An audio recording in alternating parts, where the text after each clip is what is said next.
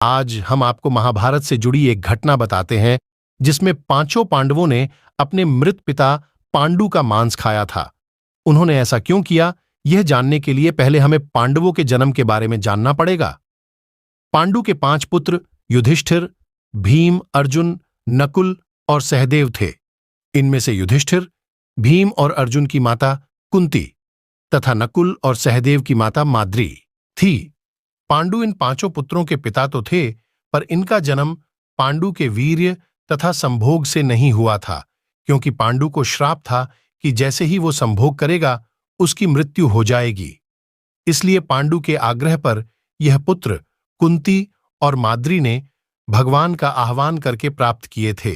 जब पांडु की मृत्यु हुई तो उसके मृत शरीर का मांस 5 भाइयों ने मिल बांटकर खाया था।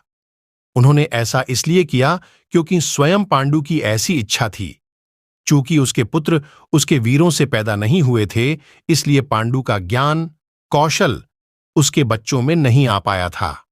इसलिए उसने अपनी मृत्यु पूर्व ऐसा वरदान मांगा था कि उसके बच्चे उसकी मृत्यु के पश्चात उसके शरीर का मांस मिल बांटकर खा ले, ताकि उसका ज्ञान बच्चों में स्थानांतरित हो जाए। पांडवों द्वारा पिता का मांस खाने के संबंध में 2 मान्यता प्रचलित है। प्रथम मान्यता के अनुसार मांस तो 5 भाइयों ने खाया था, पर सबसे ज्यादा हिस्सा सहदेव ने खाया था।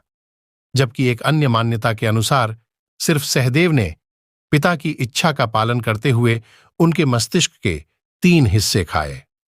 पहले टुकड़े को खाते ही सहदेव को इतिहास का ज्ञान हुआ, दूसरे टुकड़े को खाने पे वर्तमान का और तीसरे टुकड़े को खाते ही भविष्य का।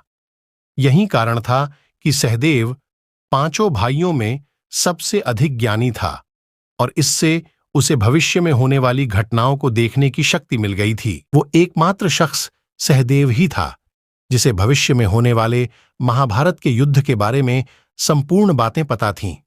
श्री कृष्ण को डर था कि कहीं सहदेव यह सब बातें औरों को न बता दें।